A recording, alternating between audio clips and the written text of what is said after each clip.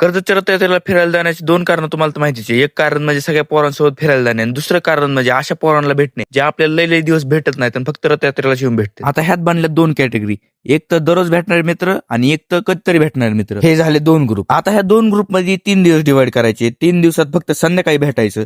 हे सगळे रूल पाळल्यानंतर मग कोणाला भेटायचं, कधी कधी भेटायचं, कसं भेटायचं तुम्हीच सांगा मला. आणि तुम्हाला एवढं सगळं राहड्यात आठवत असं म्हणत असताना दोन्ही ग्रुप एकत्र करायचं मग फिरायचं, तर ही शक्य कधीच होत नाही. तो मला माहिती, मला माहिती. आता मला माहिती लय जण कमेंट मध्ये गेले असते, लगेच टाईप करायला लागले असते, आम्ही ते सगळं केलं, तुला कसं काय जमलं नाही, आम्ही तर सगळ्या मित्रांसोबत फिरलो, तुला काय एवढे मित्र आहेत का जसं काय त्यांच्यासोबत फिरता नाही यायला, तू असं सांगतोय आम्हाला. अरे भावांनो, ही अडचण फक्त माझी नाही, तुमची बी अडचण आहे, तुमच्या मित्राची पण अडचण आहे, माझी पण अडचण आहे. आणि त्यात परत आपण ठरवलं एका ग्रुप सोबत आणि नंतर गेलो एका ग्रुप सोबत, तर पहिल्या ग्रुपला इतकं वाईट वाटणार की आमसोबत नाही आला ना, आम्हाला सांगितलं आणि त्यांच्यासोबत गेला आणि परत रथात दिसले होतं असे डोळे करतील, असं बघतील की काय सांगू तुम्हाला. खोटं नाही बोलायचं, खरं कमेंट मध्ये लिहून सांगायचं ही अडचण तुला झाली का नाही एकदा तरी. हा पण मी ह्यातलं बी लय लोक बघितले जी खरं त्यांच्या मित्रांना गोळा करते, एकत्र करते आणि सोबत फिरतात. त्या पोरांना, त्या पोरींना माझं सल्यूट आहे आणि त्यांनी कसंही हँडल केलं मला प्लीज कमेंट मध्ये येऊन सांगा, कारण मला पुढच्या राताला एकदम रिलॅक्स राहायचंय. तुम्ही जर माझा अख्खा व्हिडिओ बघितला असेल तुम्हाला नक्की कळलं असेल की मला म्हणायचं काय होतं. आता तुम्हाला माहिती, तुमच्या मित्राला माहिती की ह्या गुतड्यात कोण गुततं, तर लवकरात लवकर त्यांना कमेंट मध्ये टॅग करा. आणि